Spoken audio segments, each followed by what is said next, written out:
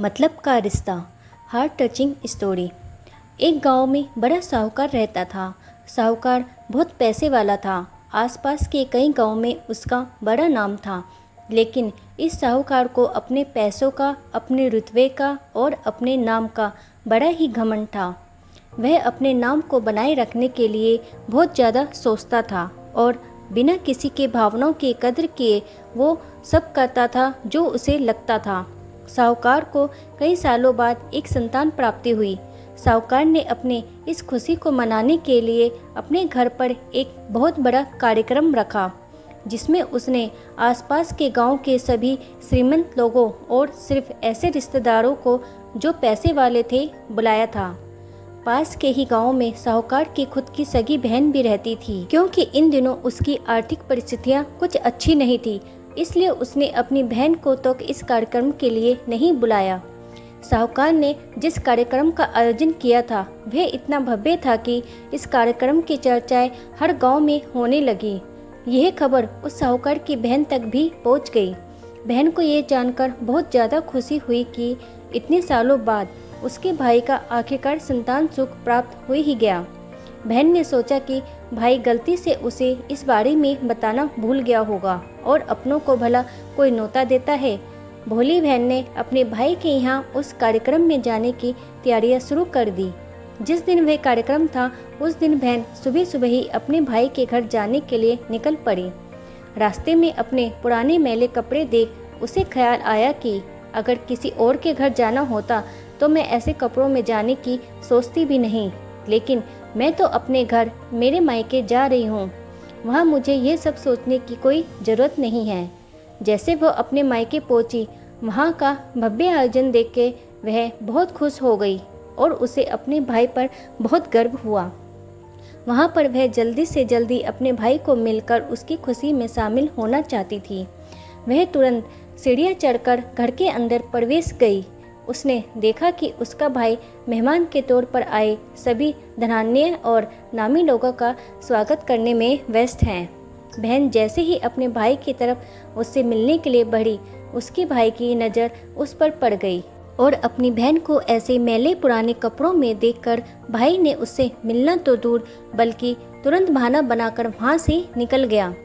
बहन ने सोचा इतने लोगों में बेचारा अकेला क्या क्या करे, जरूर उसे कुछ काम याद आया होगा, इसलिए वहाँ से चला गया होगा।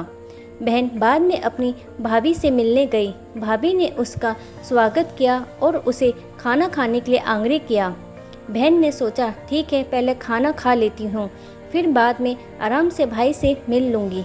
बहन खाना खाने के लिए जैसे ही बैठी, भाई ने देखा कि अपने सभी धनवान मेहमानों के बीच उसकी गरीब बहन बैठी हुई है। सभी कीमती पोशाक पहने लोगों के बीच उसकी बहन जो पुराने मैले कपड़े पहनकर बैठी थी, यह साहूकार से देखा नहीं गया। उसने अपनी बहन को अपने पास बुलवाया, भला बुरा सुनाया और वहाँ से जाने के लिए बोला। बहन ने कभी सपने में भी नहीं सोचा था कि उसके साथ कभी ऐसा व्यवहार भी हो सकता है, और वह भी उसके खुद के मायके में। अपना अपमान होने के बाद बहन तुरंत अपने घर ससुराल जाने के लिए चल पड़ी। बहन इस बात को पचा ही नहीं पा रही थी कि उसके अपने भाई ने उसके साथ इतना बुरा व्यवहार किया। उसकी आंखों से आंसू नहीं थम रहे थे। रास्ते में उसे अपनी पुरानी दोस्त मिली। उस दोस्त ने उसे रोने का कारण पूछा तो बहन ने उसे कुछ भी नहीं बताना चाहा, लेकिन दोस्त के बार बार पूछने पर उसने उसके साथ हुई सारी घटना उसे बता दी। उसकी दोस्त एक समझदार महिला थी और काफ़ी प्रैक्टिकल सोचने वाली थी। उसने कहा, अगर तुम मेरी बात मानो तो एक दिन तुम्हारा भाई खुद तुम्हें अपने यहाँ बुलाएगा और तुमसे माफ़ी मांगेगा।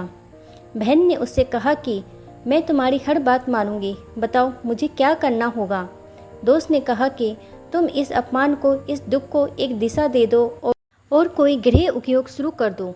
उसमें इतनी मेहनत करो कि उस काम में तुमसे अच्छा कोई भी ना हो। बहन को अपने दोस्त की बात सही लगी। उसने घर पहुंचकर अपने आंसू पहुंचकर उसी दिन से एक गृह उद्योग शुरू किया।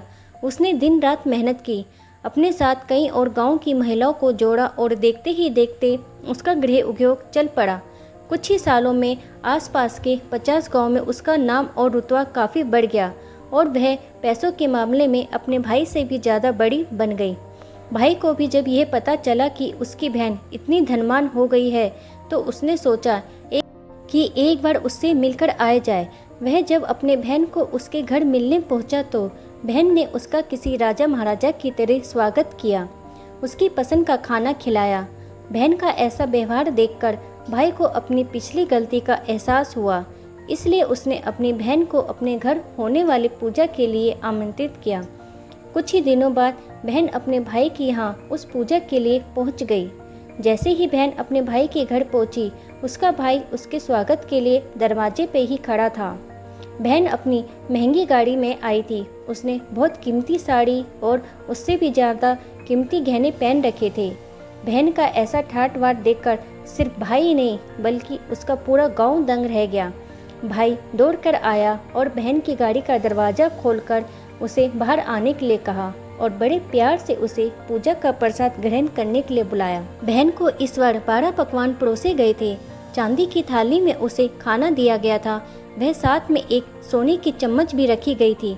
उसके बैठने के लिए बेशकीमती पाठ रखा गया था। बहन को ये सब देख उसके पुराने दिन याद आ गए, जब भाई ने उसे बिना खाना खिलाए ही भला बुरा कहकर वापस लौटा दिया।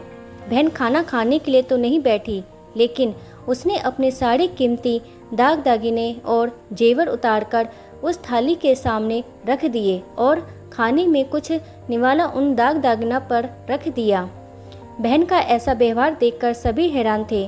किसी को कुछ समझ में नहीं आ रहा था कि बहन ऐसा क्यों कर रही है। आखिर वे क्यों उन जेवरों को खाना खिला रही है। जब सभी ने उससे पूछा कि वह क्यों ऐसा कर रही है, तब बहन ने सबके सामने बताया कि आज जो उसका इतना सम्मान हो रहा है वह दरअसल उसका नहीं, उसके इन्हीं कीमती दाग दागिनों और कपड़ों का हो रहा है, क्योंकि मैं तो अभी भी वही पुरानी साहूकार की बहन ही हूँ। अगर कुछ बदला है तो वे है मेरी परिस्थितियाँ, मेरे कपड़े और गहने। भाई ने अपनी गलती का एहसास होने पर इस बार अपनी बहन के पैर पकड़कर माफ़ी मांगी। बहन जो पहले भी अपने भाई से निस्वार्थ प्रेम करती थी, उसने अपने भाई को माफ़ कर दिया और उसे गले से लगा लिया। दोस्तों, पैसा सिर्फ हमारे जीवन को सरल बनाने के लिए है, जबकि रिश्ते जीवन में मिले किसी वरदान की तरह हैं। अगर उन्हें सच्चे मन से और निस्वार्थ भाव से निभाया जाए तो पैसे खर्च हो जाए तो आप बाद में भी कमा सकते हैं, मगर रिश्ते खर्च हो जाए तो दुनिया का सारा धन भी आपको उन्हें वापस नहीं दिला सकता।